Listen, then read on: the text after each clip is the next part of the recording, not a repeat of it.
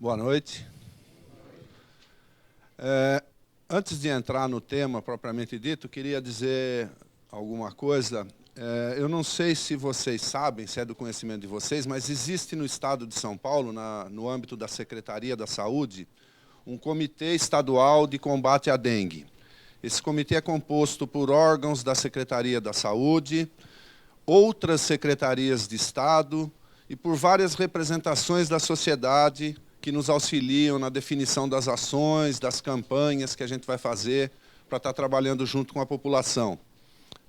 Dentre essas representações, o CRES é um dos grandes parceiros que a gente tem tido um trabalho colaborativo muito produtivo, várias ações têm sido feitas, então para nós é uma satisfação muito grande estar aqui e aproveitando essa oportunidade de estar conversando com vocês. Então, eu gostaria de agradecer, em nome da SUSEM, da Secretaria da Saúde, a oportunidade de estar aqui conversando com vocês sobre dengue.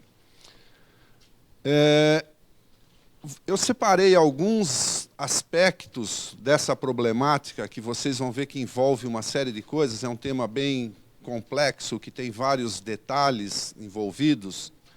Com certeza eu não vou falar de tudo que está dentro desse tema, então algumas coisas que vocês tenham dúvidas ou que vocês queiram aprofundar a discussão, eu pediria que no final vocês fizessem essas perguntas para a gente poder fazer essa discussão e aprofundar alguma coisa que não tenha ficado suficientemente esclarecida. Outra coisa que vocês vão ver é que muito do que eu vou falar aqui, vocês já ouviram em algum lugar, vocês já leram em alguma fonte de informação.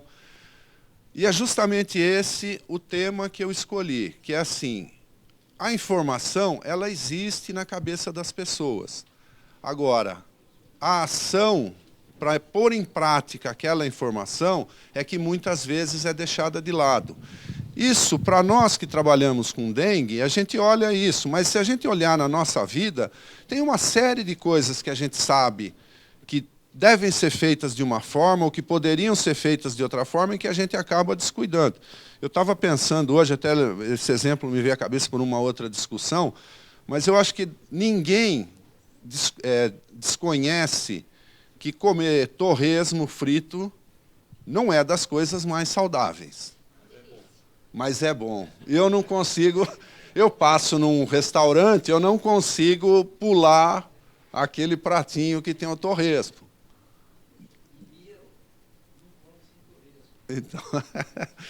Então, mas eu acho que em relação à dengue, existe isso, não é pelo mesmo motivo, né, do prazer que dá no exemplo do torresmo, mas a população tem uma série de outros problemas, outras preocupações, que nem sempre essa questão da dengue, que é muito sutil, às vezes você se descuida por um momento e vai provocar uma situação desagradável com um desdobramento muito grande.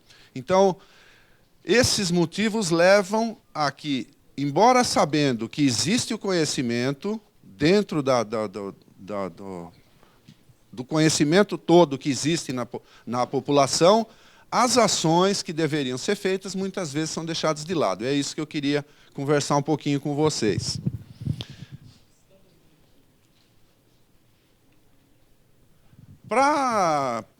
Embora eu saiba que várias coisas que eu vou apresentar já são do conhecimento, para uniformizar o conhecimento, para a gente partir de um entendimento comum para todo mundo, eu vou relembrar algumas coisas que vocês com certeza já viram. Mas, assim, esse mosquito Aedes aegypti, ele é um inseto que suga sangue, que vivia na mata, na sua forma original, e que, pelo avanço do homem, destruindo essas matas e avançando nesses locais, ele acabou se adaptando ao convívio com o ser humano, e o que ele sugava sangue de outros animais, ele passou a sugar sangue do homem.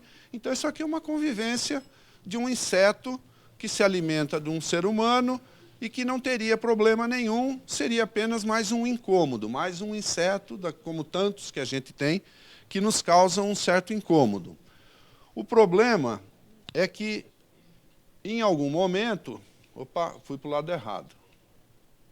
Aparece aqui nessa história uma pessoa infectada pelo vírus da dengue. Isso, infectada pelo vírus da dengue significa o quê? Uma pessoa tem no sangue dela, circulante, um vírus, que é um micro-organismo que causa uma doença e que está solto nesse sangue. Quando esse mosquito se alimenta do sangue dessa pessoa, ele acaba ingerindo, junto com o sangue, alguns desses vírus que estavam no sangue. Esse vírus se multiplica no mosquito, os vírus têm uma propriedade de multiplicação, ele se divide, se multiplica e acaba se distribuindo por todo o corpo desse mosquito.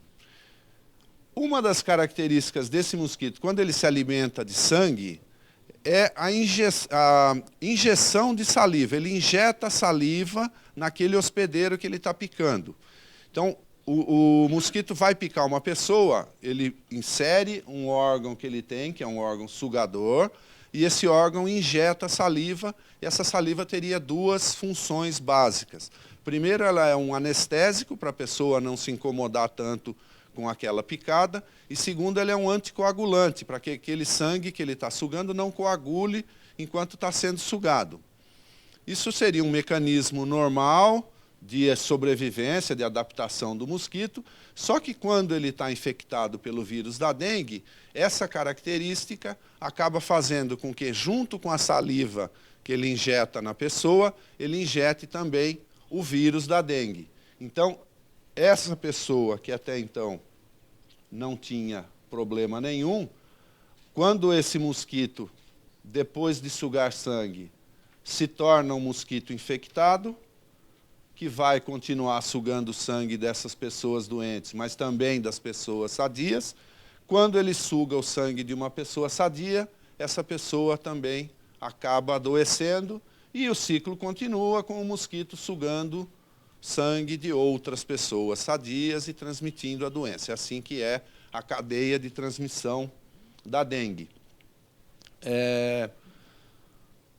Nessa cadeia de transmissão, sempre que a gente tem uma cadeia de transmissão de doença, se eu conseguir quebrar um dos elos dessa cadeia, eu consigo interromper a transmissão daquela doença. Vou dar um exemplo clássico. Se eu tenho um doente, mas eu tenho uma forma de proteger essa população, através, por exemplo, de uma vacina, esse mosquito pode picar essas pessoas, elas estão vacinadas, não contraem a doença, quebrei a transmissão. É o caso, por exemplo, da febre amarela, que é uma doença também transmitida por esse mesmo mosquito, mas que teve a sua interrupção graças ao desenvolvimento de uma vacina. Um outro tipo de controle que se faz. Eu tenho uma pessoa doente, mas eu tenho um medicamento que eu forneço para essa pessoa se cura da doença, esse medicamento combate aquele vírus, a pessoa sara, ela não infecta mais os mosquitos, portanto, eu também quebro a transmissão da doença. Nenhuma dessas duas opções é viável no caso da dengue. Eu não tenho tratamento para a doença viral, eu não tenho vacina desenvolvida para proteger a população, o único elo que sobra aqui é o mosquito. Então, é por isso que o controle da dengue tem que ser feito combatendo-se o mosquito transmissor. O mosquito, então, é esse o ciclo de vida. A fêmea do mosquito coloca ovos num recipiente com água. Depois de algum tempo, desses ovos eclode essa outra forma, que é a larva, fica dentro da água, como se fosse ali um peixinho, uma coisa desse tipo.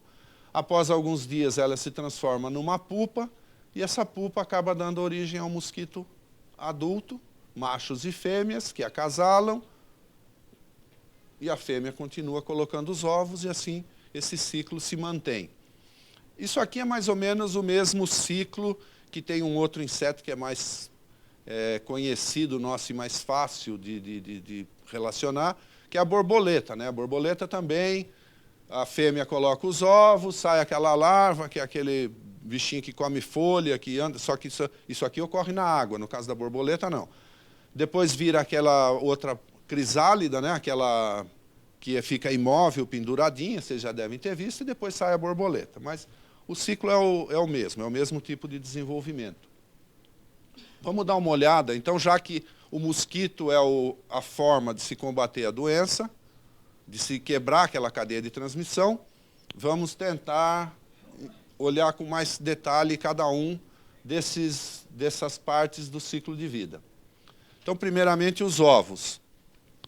Os ovos do mosquito, eles são colocados na parede do recipiente. Aqui tem uma foto de uma fêmea, né, o aparelho ovipositor, ela está colocando os ovos. Logo no momento da postura, esses ovos são assim clarinhos, depois eles vão escurecendo e no final eles ficam bem pretinhos, então é até difícil de enxergar quando o fundo é escuro, como são a maior parte dos recipientes que ela coloca. Esses ovos têm uma característica que eles são resistentes à dessecação. Então a fêmea tem um mecanismo de proteção. Vocês vão ver que eu vou falar alguns detalhes que eu achei importante que vocês soubessem e que parece assim uma coisa montada, uma historinha preparada, porque o negócio funciona tão bem que é difícil a gente entender como que se chega a essa perfeição, mas é uma questão de evolução, né? Uma questão natural de evolução das espécies, né? Então esses ovos, eles são resistentes à dessecação. A fêmea não coloca os ovos diretamente na água. Imaginem uma lata com um volume de água. A fêmea coloca esses ovos um pouco acima do nível da água. Então, o que acontece? Se eu estou num momento de seca, como a gente está atravessando agora, aqui na região sudeste, principalmente aqui na região da Grande São Paulo, esses recipientes tendem a baixar o nível da água. Então, esses ovos vão ficar grudadinhos ali por até um ano. Alguns casos já teve experiências que comprovaram que esses ovos permaneceram viáveis por até 2 anos. Mas, em média, 1 ano, esses ovos ficam ali viáveis com possibilidade de eclosão. No momento que chove, que a água começa a subir, então é um mecanismo que vai garantir a sobrevivência da espécie, esses ovos eclodem. Então, eles só vão eclodir quando eles forem submersos pela água, só num momento propício. Se não houver nenhuma situação dessa de seca, isso aqui vai durar de 2 a 3 dias, esses ovos, então já ocorre a eclosão. Esse mecanismo de proteção faz com que um recipiente transportado de um local para outro, mesmo que esse recipiente seja transportado sem água, quando ele é colocado num outro local e recebe água, através da chuva principalmente, inicia uma infestação num local que até então não tinha. Isso explica a rápida expansão que teve esse mosquito no estado. A gente vai dar uma olhadinha depois nessa expansão. Dos ovos, então, saem as larvas.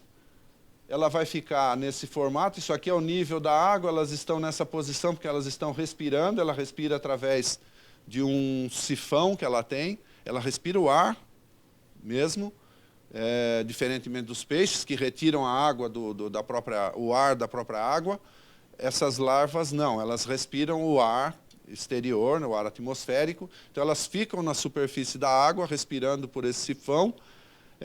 Se elas sofrem algum tipo de um movimento brusco, uma presença de uma pessoa, elas afundam, vão nadando para o fundo, se esconder, mas logo depois elas têm que subir para continuar respirando. Elas se alimentam de matéria orgânica em suspensão, então aquela coisa que vocês sempre ouviram de dengue, que se cria em água limpa no sentido de água não poluída por uma poluição muito intensa, mas tem que ter alguma matéria suspensa nessa água. A água tem que ter alguma matéria orgânica, folha dissolvida, alguma coisa que sirva de alimento para essas larvas. Então, elas vão ficar nessa fase por 5 a 7 dias. Depois desse período, elas se transformam nessa outra fase aqui, que é a pupa. Aqui também está o nível da água, ela também respira. Logo que a larva se transforma em pupa, ela tem essa coloração mais clara, depois ela vai escurecendo à medida que o mosquito vai se formando. Então, aqui dentro vai estar se formando um mosquito que vai, em algum momento, sair voando de dentro dessa estrutura. Essa fase ela não se alimenta, em 2 a 3 dias o mosquito completa a sua formação e eclode. Então aqui a gente tem uma transição, né? A larva, a pupa, rompendo a sua casquinha e de dentro dela saindo o mosquito adulto, que é o que vai nos causar a maior parte dos problemas. Ele tem essa característica aqui, ele tem uma coloração escura, né? Ele é pretinho com essas manchas prateadas, que a gente vê como brancas, em todas as articulações e no corpo. Isso é um fator para a gente identificar facilmente se é um dos transmissores da dengue ou não, que ele tem essa característica bem marcante. É bem diferente, por exemplo, daquele pernilongo comum, que é uma coloração mais marrom.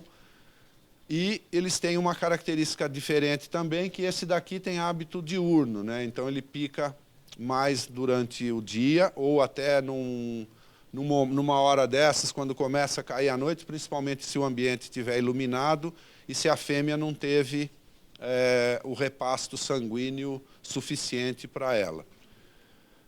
Então aqui a gente tem um mosquito, vocês estão vendo que isso aqui é a pele, ele está iniciando um processo de alimentação sanguínea. Depois que ela ingere uma quantidade de sangue, vocês estão vendo aqui que o abdômen já está bem distendido, né? Não sei se vocês conseguem perceber que aqui já está cheio de sangue.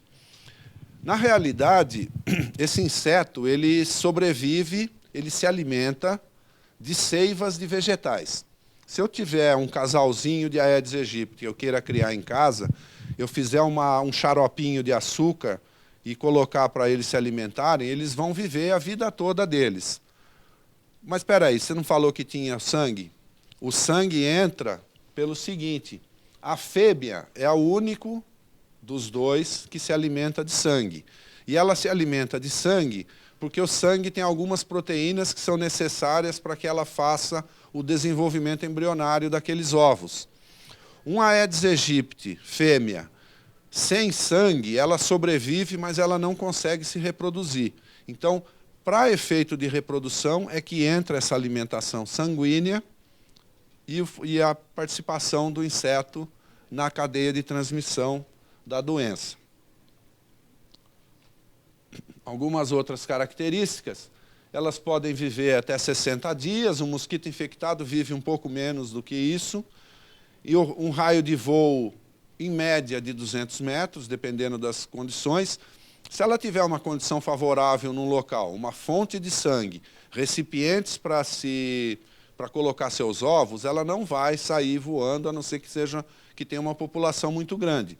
Mas, havendo falta de uma dessas condições, então, ela se desloca até 200 metros, atrás de uma fonte sanguínea ou atrás de recipientes para realizar a oviposição, a postura dos ovos. O que ela faz a cada 3 dias, colocando de 50 a 200 ovos em cada uma dessas posturas. Todas essas espécies menos desenvolvidas na cadeia de desenvolvimento, né, onde a gente poderia colocar o homem como o topo, eles têm essa característica de de reproduzir com um número muito grande, porque poucos conseguem sobreviver, né? Quanto menos filhotes, sei lá que nome dá, filhos porque eu vou falar dos seres humanos, mas quanto menos filhotes dá uma espécie, mais desenvolvida ela é. Significa que ela tem condição de sobreviver muito melhor do que essas espécies menos desenvolvidas, como os insetos, né? Então, insetos, peixes, todos se reproduzem aos milhões porque poucos chegam à vida adulta. Os mamíferos já têm uma característica de reprodução com um número menor, mas com uma quantidade de sobreviventes muito maior. Eu vou mostrar, então, essas características todas levaram a uma expansão da área infestada no estado. Em 1985, a SUSEM fez um levantamento no estado e encontrou esses municípios infestados pelo mosquito Aedes aegypti. Isso daqui, aqui nesse gráfico, eu tenho o número de municípios e aqui a população do estado. A gente vai ver que, ano a ano, isso vai aumentando. Então, aqui vão pintando mais municípios, né? Mas mostrando a adaptação que esse mosquito teve e a facilidade com que ele se desenvolveu no estado de São Paulo. Então eu vou rodar esse filminho, vocês vão ver que vai passando ano a ano, esse número dos anos vai subindo e os municípios infestados e a população também. Então, em menos de 10 anos, praticamente metade do estado já tinha sido infestado. Quando entra a Grande São Paulo, a população vivendo sob risco de dengue sobe muito rapidamente.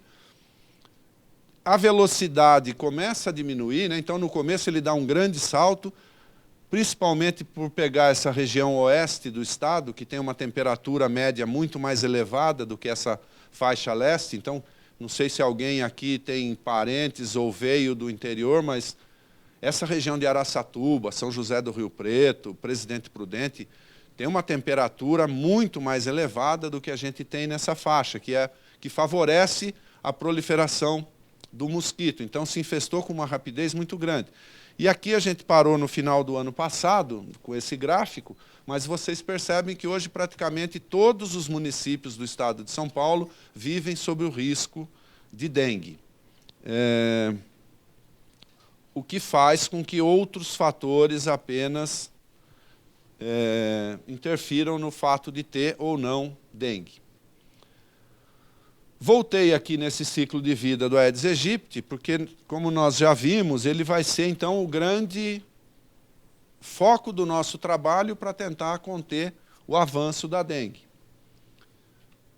Eu tenho uma divisão aqui entre essas fases, onde aqui eu tenho o que ocorre na água ou próximo dela, né, os ovos, as larvas e a pupa, e desse lado eu tenho o que acontece no ambiente, no ar, que é o mosquito adulto. O mesmo raciocínio que eu usei para a cadeia de transmissão da doença, eu posso usar para o ciclo de vida do mosquito.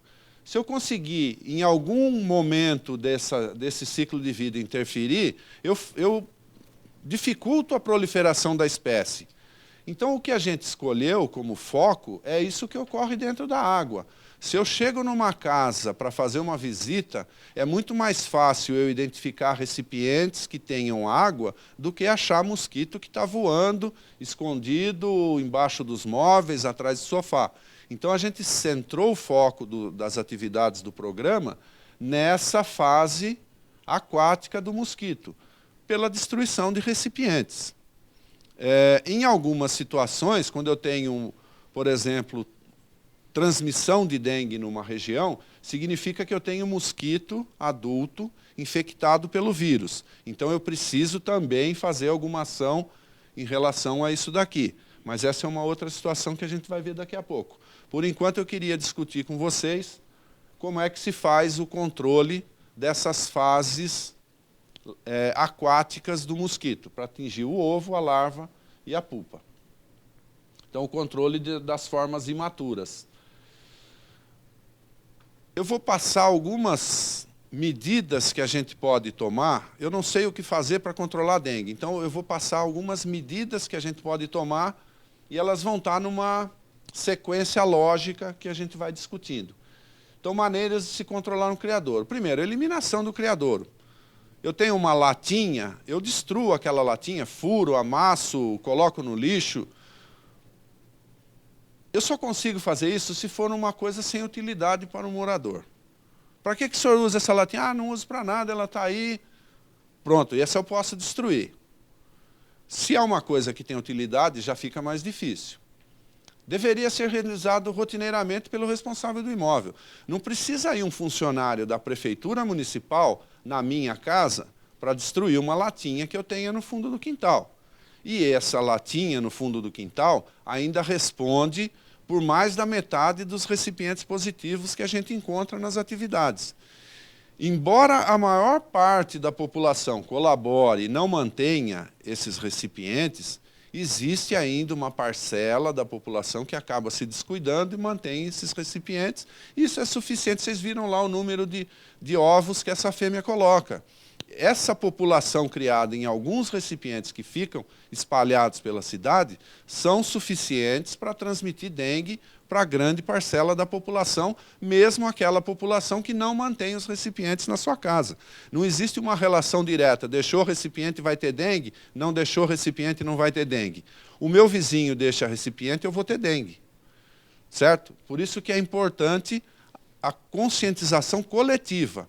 Eu acho que isso vai ser o grande salto que a gente vai dar e a grande possibilidade de sucesso quando toda a população tiver consciência desse problema. Assim como a gente vai ter uma mudança muito grande no nosso nível de vida, o dia que toda a população compreender que não pode jogar lixo na rua, qualquer que seja, um papel de bala, uma bituca de cigarro, uma casca de fruta, e a gente vê no dia a dia que isso não acontece. A gente ainda tem um nível de conscientização, de pensamento do coletivo ainda muito ruim quando comparado a países mais desenvolvidos.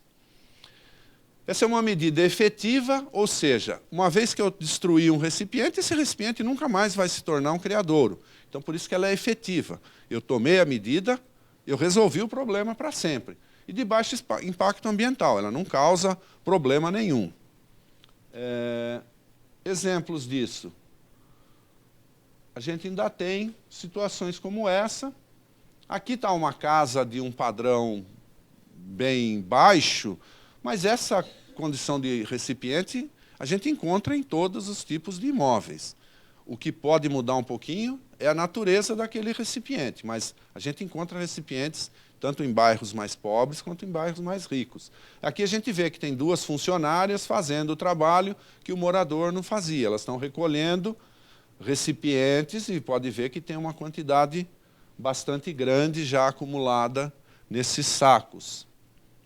Essa é uma rotina que é desenvolvida dia após dia por todas as prefeituras do Estado de São Paulo e por todas as prefeituras do país. Desde que foi criado o SUS, esse trabalho, as ações básicas de visitas, as ações básicas de saúde, são desenvolvidas pelas prefeituras municipais. Só para vocês terem uma ideia, o Estado de São Paulo deveria ter alguma coisa entre 10 a 15 mil pessoas para fazer essas ações aqui, que a população ainda não faz com a devida qualidade. O dia que a população fizer, a gente não precisa gastar dinheiro para fazer esse tipo de visita. Até lá, nós temos que manter essa atividade. Eu não sei se alguém aqui já foi visitado por agentes da dengue, mas provavelmente já foram, né?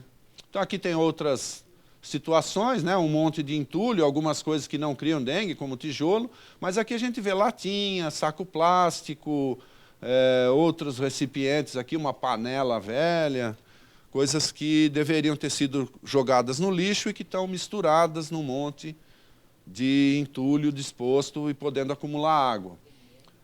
Aqui uma outra situação, provavelmente, isso daqui eu não conheço esse imóvel, eu achei essa foto, peguei pela internet, mas provavelmente é um ferro velho ou alguma coisa desse tipo, sem nenhuma estrutura, né? Você vê que provavelmente isso aqui tem um objetivo comercial, a pessoa está fazendo um sustento do uso desses materiais inservíveis, mas está prejudicando a saúde da população toda. Pneu é um recipiente preferido do mosquito. Misturado a um monte de coisa. Isso aqui dificulta até o trabalho dos agentes para estar andando aqui no meio, ele pode se ferir andando no meio dessas coisas aqui, sem controle nenhum. Então, isso tudo deveria ter algum tipo de controle pelo proprietário do imóvel, pelo responsável do imóvel. Seja esse imóvel particular ou público, né? Porque a gente tem muito prédio público que também oferece condições de proliferação para o Aedes aegypti. Uma segunda maneira, já que eu não consigo eliminar todos os recipientes, o que eu posso fazer com aqueles que eu não posso eliminar? Uma outra forma, então, é a remoção da água. Se eu tirar a água daquele recipiente, eu posso deixar o recipiente seco, que ele não vai ser um criadouro. Então, a gente utiliza isso para materiais com utilidade para o morador. Deveria ser realizado rotineiramente pelo responsável do imóvel também, aquela questão do custo, né? É uma medida de baixa efetividade, porque se ficar tirando água toda semana de um recipiente, e aquele recipiente acumulando água, e você tirando água, um dia você viaja, ou fica doente, ou tem uma outra preocupação qualquer que esquece de tirar aquela água, ele vira um criadouro. Então é por isso que eu estou falando que ele é de baixa efetividade. Mas tem um impacto ambiental baixo também. O que se deve dar preferência é alterar condições que propiciem o acúmulo de água. Eu vou passar um exemplo aqui para ficar mais claro isso que eu estou falando. Mas aqui é o caso do pratinho embaixo do vaso, né? Então a moradora aqui, vocês estão vendo que aqui foi no momento de uma visita. Isso estava com água, ela está tirando a água agora. Tirar a água só na hora que tem alguém para me dizer para tirar a água, não resolve muito. Enquanto isso, o mosquito se cria. O ideal seria ter pratos que não acumulassem água ou até eliminar esses pratos, né? Então aqui a gente vê outra situação também do mesmo tipo de recipiente, que são esses pratinhos. Vocês veem que eles estão com água. Tem que se buscar, se existe mesmo a necessidade de manter um pratinho embaixo do vaso, um prato que não permita essa distância de acúmulo de água, né? Um prato que fique justaposto, justo ao vaso, né? Então aí ele não vai, mesmo que ele acumule água na parte de baixo, ele retenha a água ali, ele não vai propiciar o acesso do mosquito, não vai se tornar um criadouro. Está aqui um recipiente em cemitério, que poderia muito bem ser eliminado, né? Cemitério não deve ficar com água, mesmo que você leve flores naqueles dias que as pessoas homenageiam os parentes que já se foram, não precisa manter água lá para essa flor ficar sobrevivendo, né? Então isso deve ser furado, deve ser mantido emborcado. Mesma coisa com as garrafas, né? Se eu mantiver as garrafas viradas, elas não vão se tornar um criadouro. Bom, outros tipos de recipiente, eu não consigo tomar nenhuma daquelas duas medidas anteriores, então o que eu posso tentar fazer? Impedir o acesso do mosquito à água. O mosquito só vai se procriar naquele recipiente se ele tiver acesso àquela água para colocar os ovos. Se ele não tiver, ele não vai conseguir se reproduzir. Então, são materiais que devem permanecer com água. Deveria ser responsabilidade do fabricante do material, fabricar um material que já tivesse esses cuidados tomados. Ele é de média efetividade e de baixo impacto ambiental também. Média efetividade porque se eu fizer impedir o acesso do mosquito de uma forma satisfatória, isso tem uma validade bem maior do que ficar tirando água toda semana. Então é o caso da caixa d'água. Eu não posso, pensando nas duas medidas que eu propus, eu não posso chegar para o morador e falar, vou destruir sua caixa d'água. Ou vou secar sua caixa d'água. Não posso. Então o que eu tenho que fazer nesse caso? Impedir que o mosquito tenha acesso à água dessa caixa. Então aqui a gente tem o caso de uma caixa d'água com a tampa quebrada, mas se vocês repararem, essa daqui tem uma trinca que já permite o acesso do mosquito por essa trinca. E tem uma outra coisa que aqui não dá para ver, mas a caixa d'água normalmente ela tem duas comunicações com o mundo externo. Ela tem uma entrada de água, que normalmente é essa aqui em cima, onde vai ter uma boia para evitar que ela vaze, e ela tem um ladrão, que é, no caso dessa boia falhar e continuar entrando água, essa água vai sair pelo ladrão. O ladrão é um furo na caixa, que normalmente tem um caninho e que pode permitir a entrada do mosquito também. Então, caixa d'água é um problema sério, principalmente em algumas regiões, e aqui na Grande São Paulo a gente tem um problema bem grande com caixa d'água. Vocês já devem ter reparado, vocês que andam bastante aí pela cidade, em alguns bairros, em alguns locais, principalmente mais periféricos, é bastante comum esse tipo de situação onde você tem uma laje e uma caixa d'água em cima, aquilo fica sujeito a vento, chuva, quebra, essa tampa se desloca, então caixa d'água é um problema bastante sério aqui na região da Grande São Paulo. Sugestão, colocar tela nesse buraquinho ladrão? Nós vamos ver o que a gente pode fazer. Um outro tipo de recipiente que com certeza vocês convivem é uma piscina. Eu gosto de conviver com piscina, mas não desse jeito aqui, não. Uma piscininha é bom de vez em quando, no calor. Mas nessas condições aqui, isso aqui provavelmente é um imóvel desocupado, desabitado, onde a piscina deixou de ter cuidado e ela acaba se tornando um criadouro importante.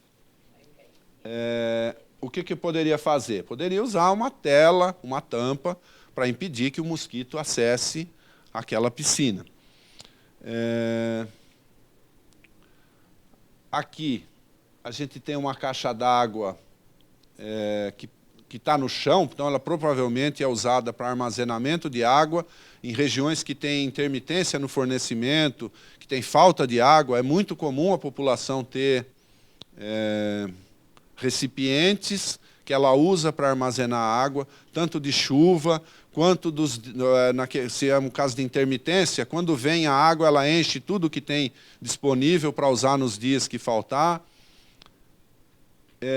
E aqui a gente tem aqui dá para ver o buraquinho do ladrão, o buraco da entrada da água. Então, a colocação de tela nesses locais é uma medida que deve ser sempre tomada. Um fator que nos preocupa bastante em relação à Grande São Paulo é que muita gente está armazenando água nos mais diversos recipientes. Esses dias eu vi uma conversa num local onde eu trabalho, é uma escola, então na sala dos professores estava tendo uma conversa e uma professora falou: nossa, eu estou procurando aquele balde grande para comprar, eu não acho, sumiu do mercado. Todo mundo foi lá e comprou aqueles baldes para armazenar água. Agora, essa água armazenada vai ser mantida em condições livres de procriação de mosquito? Na hora que a gente entrar o período do verão, a gente tem circulação de vírus da dengue no município de São Paulo. Todo ano a gente tem alguns locais que apresentam. Esse ano foi um dos piores, vocês devem ter ouvido falar, principalmente na zona oeste, né, da cidade, alguma coisa na zona norte. Então, nos preocupa muito essa falta de água, esse grande número de pessoas acumulando água nos mais diversos recipientes, e com a chegada do verão e a circulação viral, a gente tem uma epidemia de grandes proporções aqui na capital. Embora a gente tenha aqui,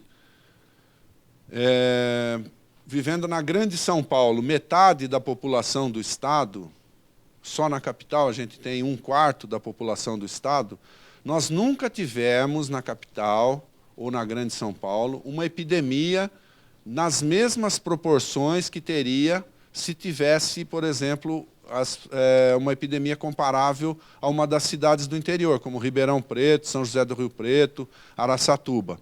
Se um dia a gente tiver uma epidemia aqui na Grande São Paulo que atinja uma porcentagem da população que já aconteceu em cidades do interior, nós vamos ter uma situação que vai fugir do controle de qualquer órgão.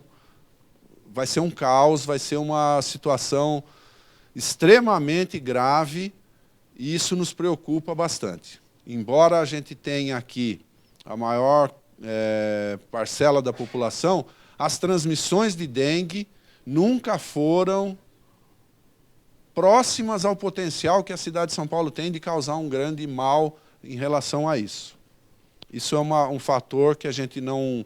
Tem algumas teorias, né, para explicar, mas o que a gente tem mesmo, por enquanto, é que agradecer bastante por não ter acontecido.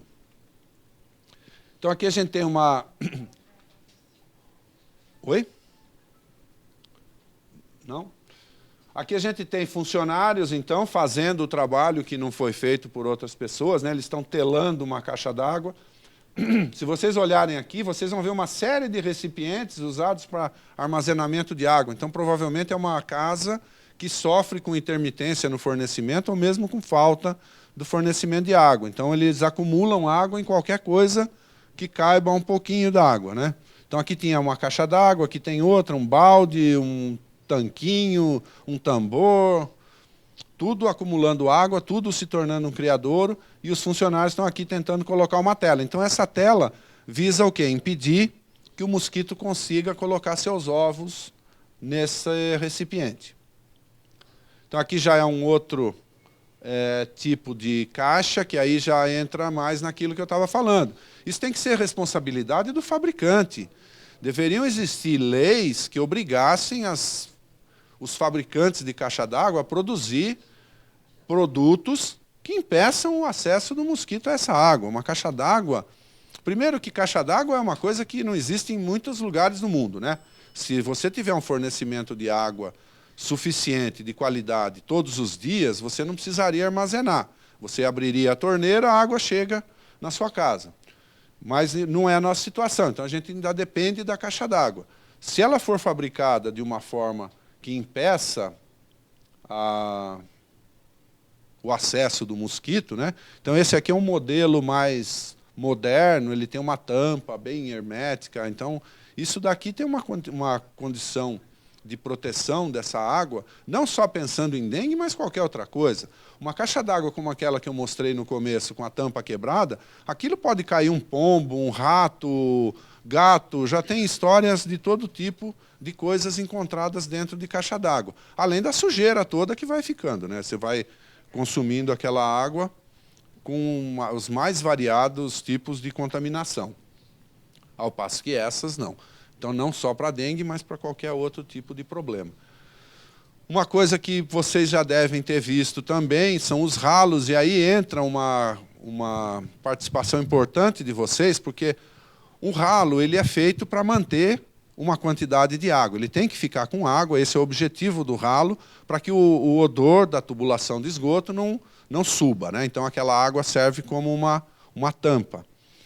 Mas existem alguns modelos de ralo. Esse aqui é aquele que tem aquela articulaçãozinha que impede que o mosquito entre.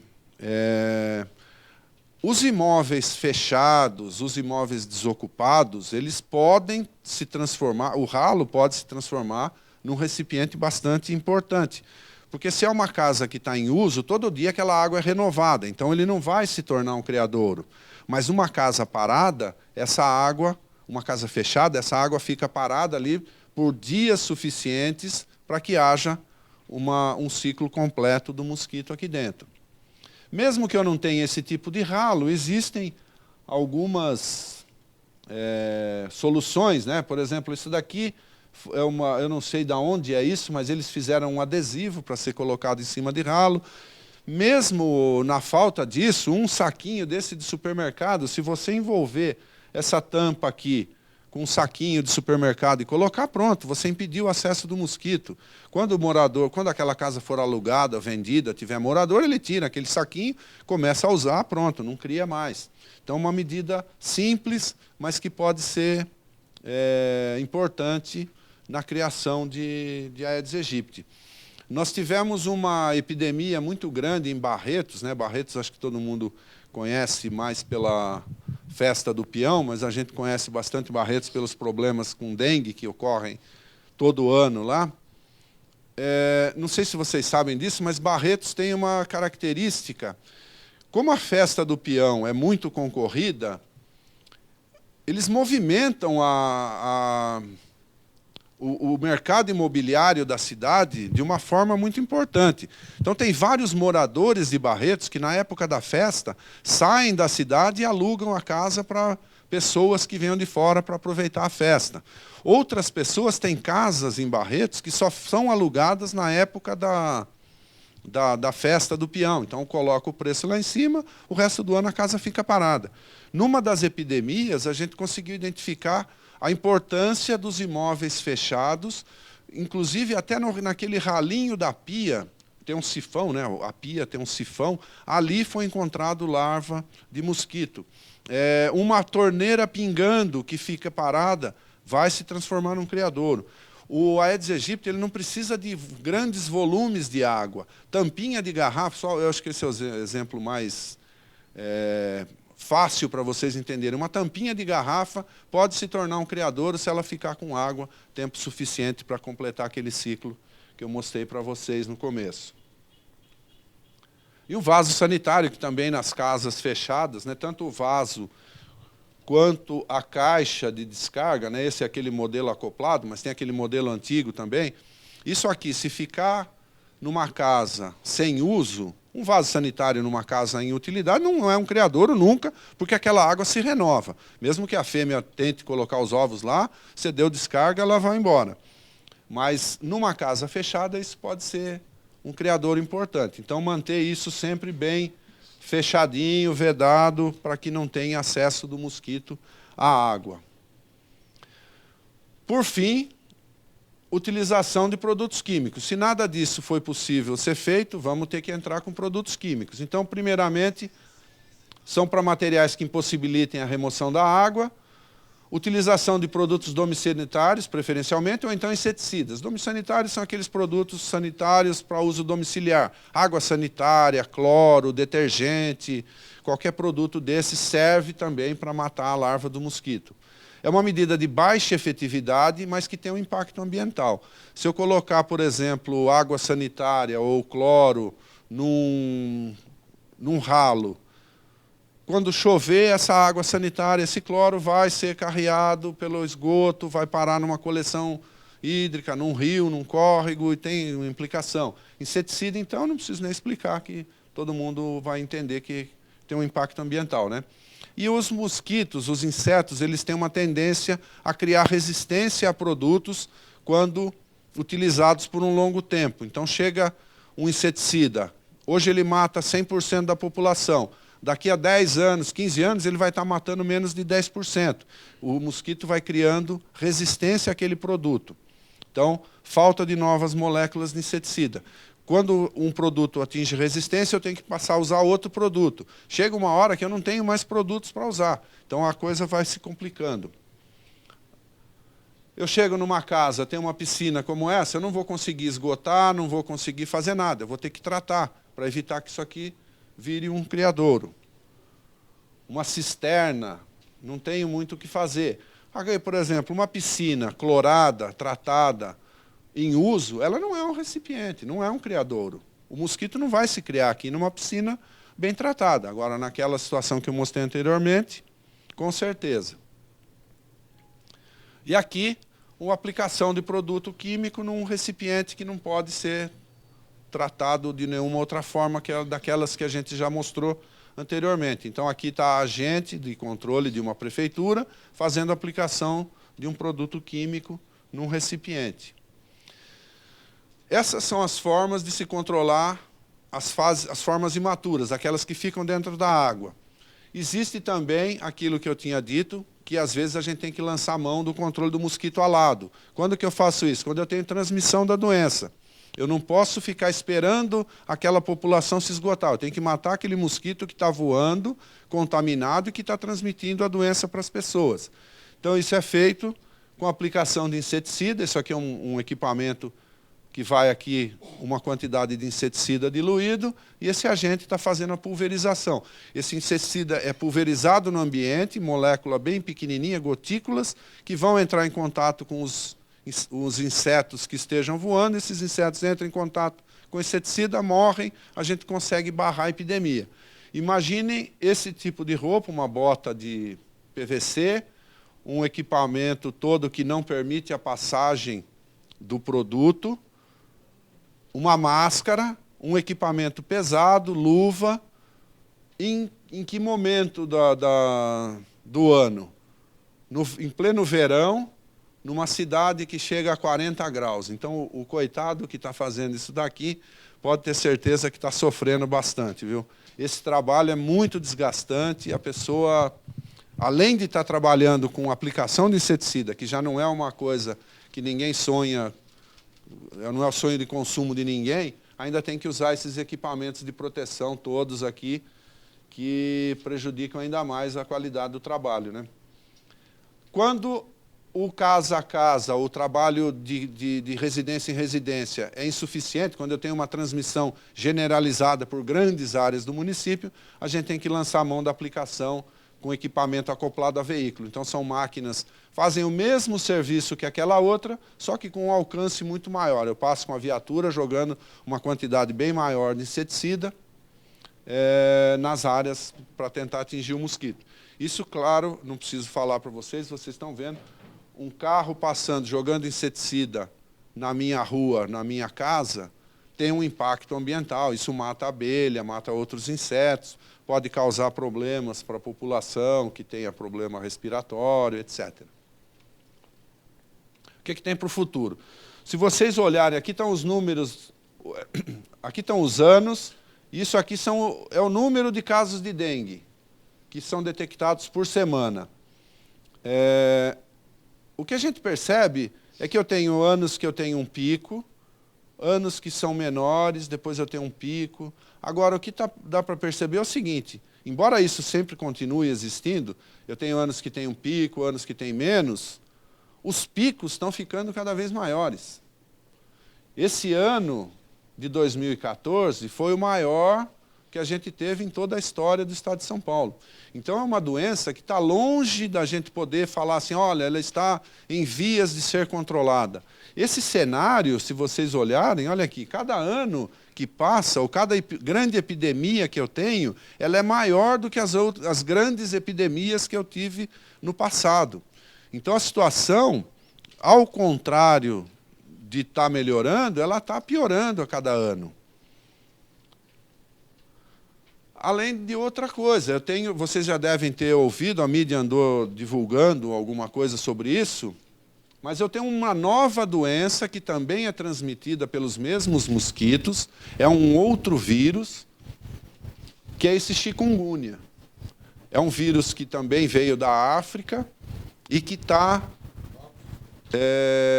invadindo o continente americano. Ele começou pela América Central e já chegou no Brasil. Então, é uma doença febril, também transmitida pelos mesmos vetores.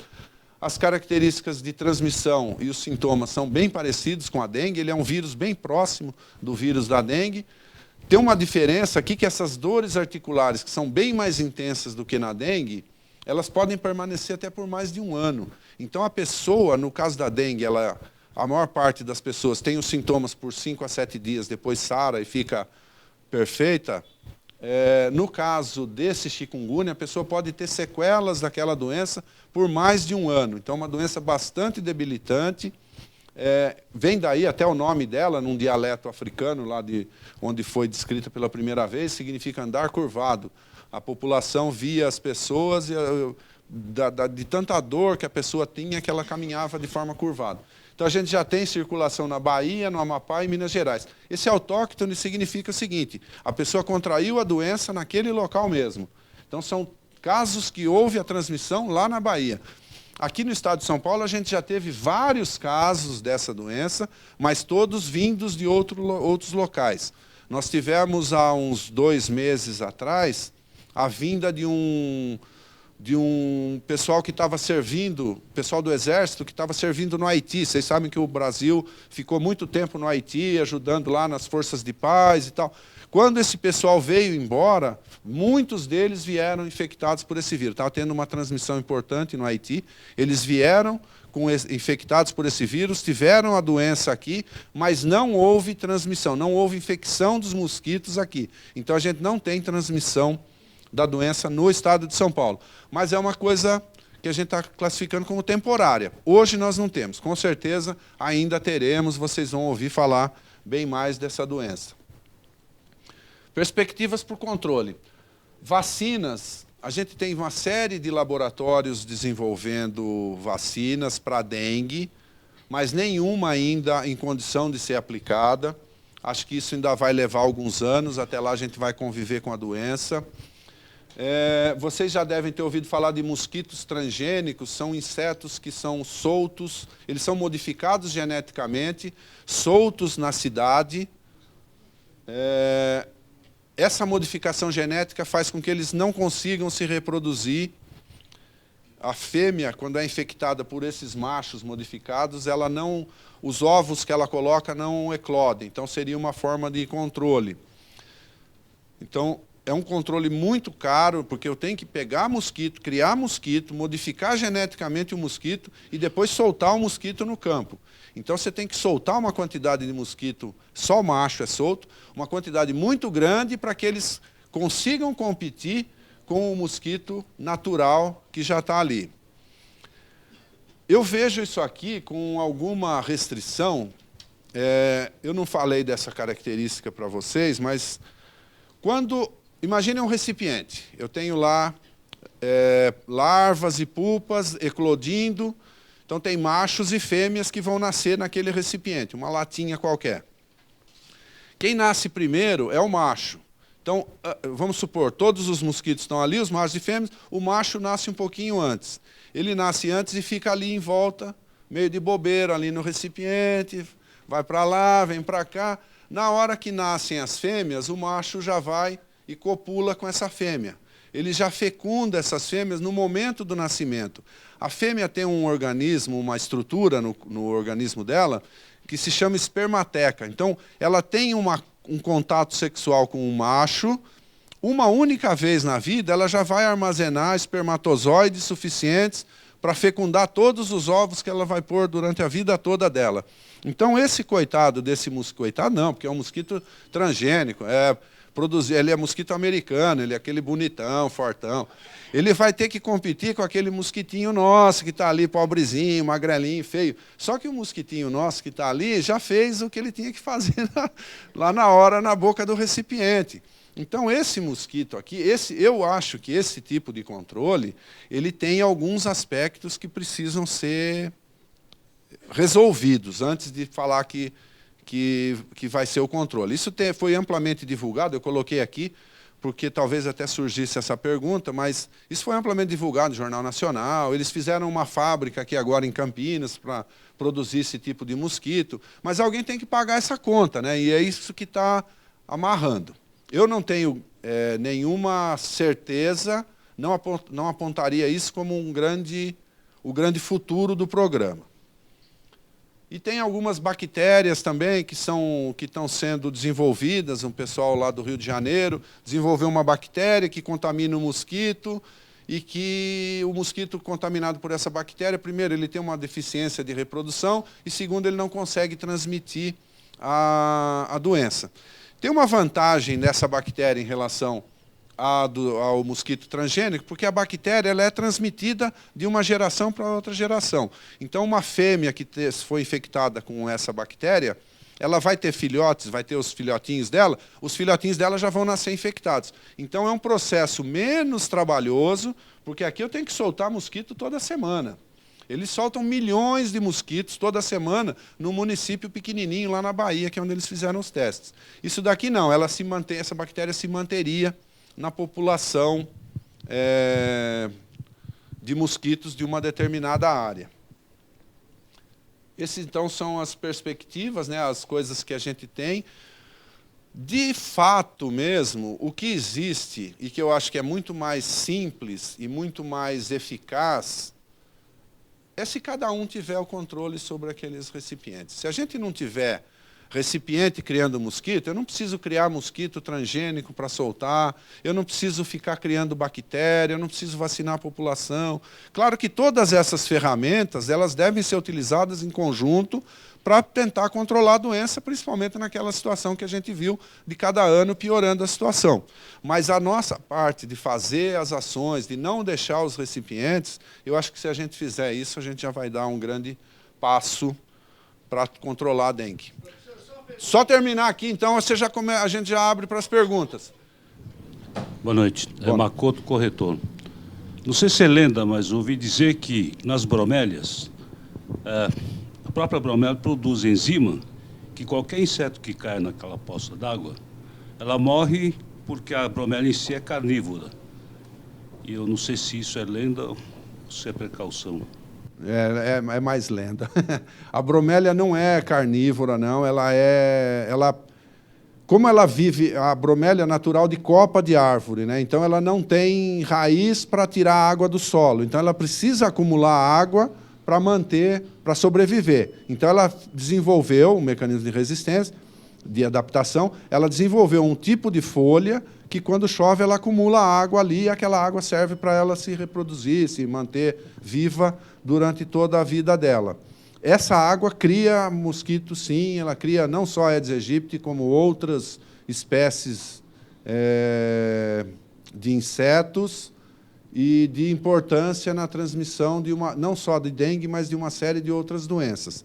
A gente tem um problema sério com bromélias em algumas regiões que plantam isso como ornamental, e a gente tem também, em área de mata, uma importância muito grande, porque elas servem de criação para mosquitos que transmitem a malária, a febre amarela e uma série de outras doenças. Então, a bromélia é um criadouro, sim, de mosquitos. Aí, isso seria uma resposta teórica, mas o que eu queria deixar, então, que é para seguir o foco da apresentação que eu fiz, o que eu faria para controlar a bromélia? Primeiro, tentar não ter bromélia. Segundo, se eu tenho bromélia e ela está acumulando água, a única medida possível de ser tomada é renovar aquela água. Então, chegar com esguicho e jogar o esguicho naquela água que fica acumulada O cloro pode matar a bromélia, é meio arriscado. Então, renovar aquela água periodicamente, é a única medida. Sobre a transmissão do AIDS, se um mosquito pica um aidético, isso pode transmitir para um outro que não é aidético? Não é comprovada a transmissão, eles falam que não transmite. Eu tenho uma dúvida, eu não falo isso para todo mundo, mas vamos imaginar uma coisa, eu estou dormindo num quarto e tem uma pessoa com AIDS no mesmo quarto. A gente sabe que transmite pelo sangue. O mosquito vai lá e suga o sangue de uma pessoa. Aí ele vem sugar meu sangue, eu dou um tapa nele, esmago ele na minha cara. Será que não tem um riscozinho?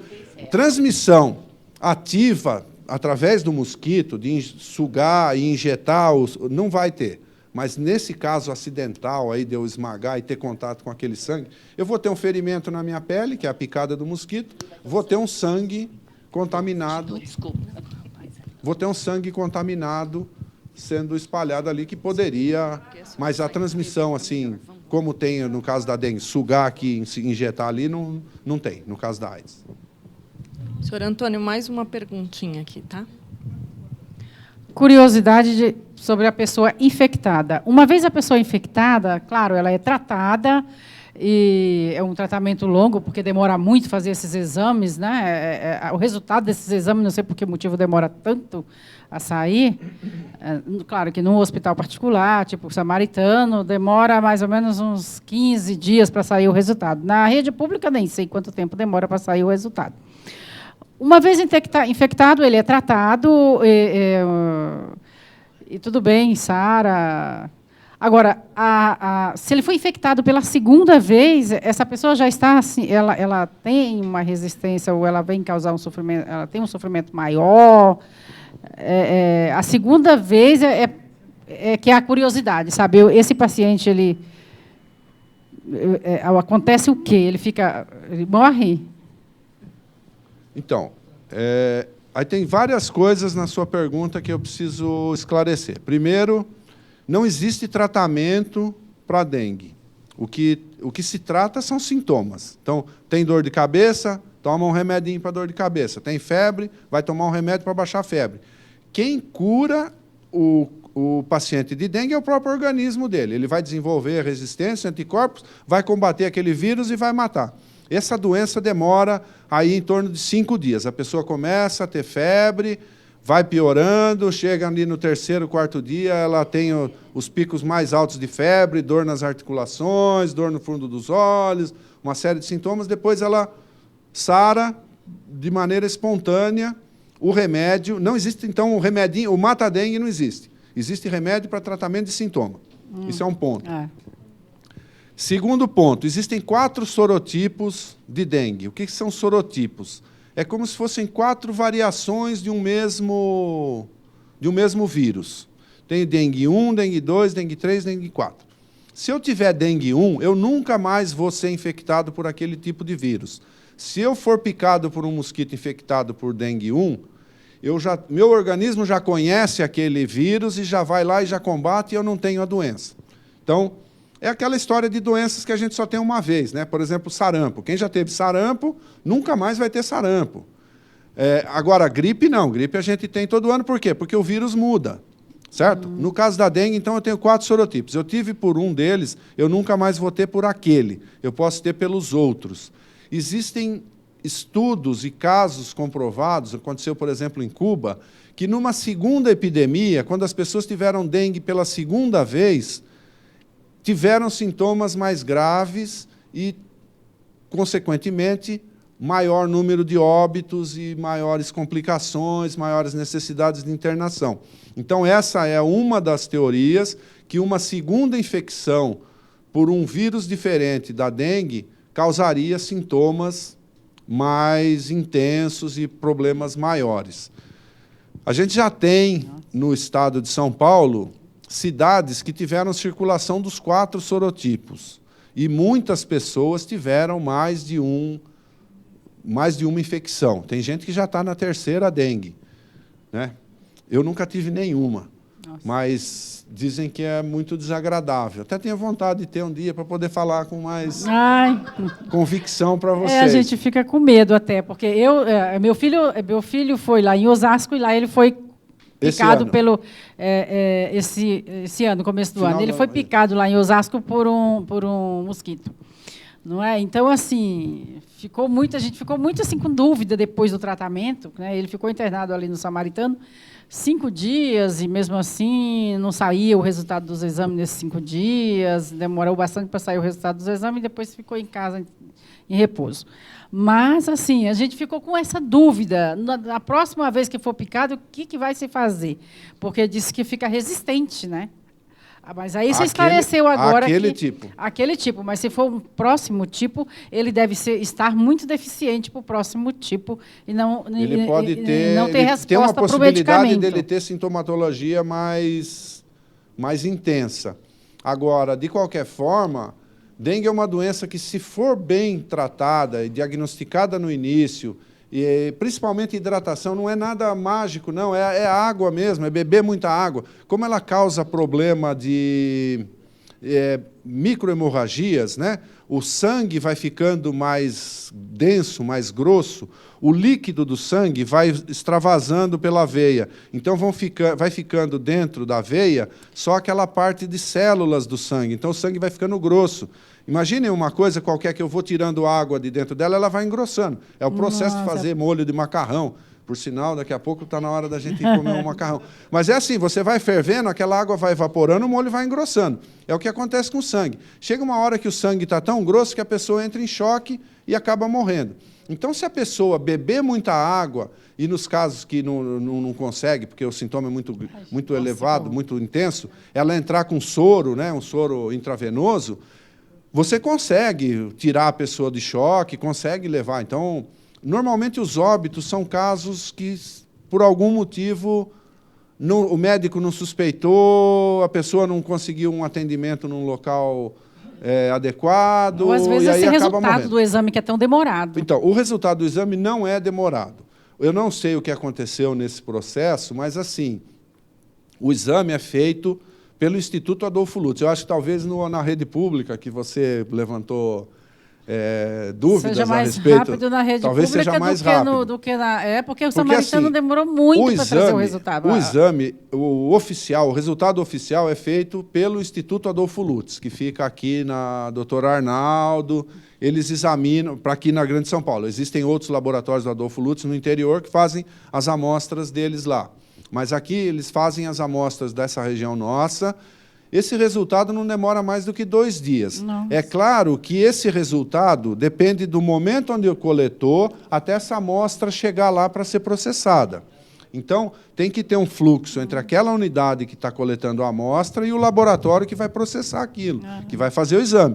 Se esse tempo de coleta até chegar no laboratório demora, é aí que demora. O exame em si não é demorado. Então, essa aqui ficamos com essa dúvida, falando, porque até muita gente falou sobre o óbito na segunda vez infectado, muito fácil de chegar a óbito, né? Mas, enfim, vamos aguardar. Não, eu não me preocuparia. Eu acho que tem que ter a preocupação normal, como qualquer doença, mas não me preocuparia muito por isso, não. Eu queria, de novo, agradecer a oportunidade de estar aqui e de estar falando com um pessoal tão animado e educado como vocês. Muito obrigado.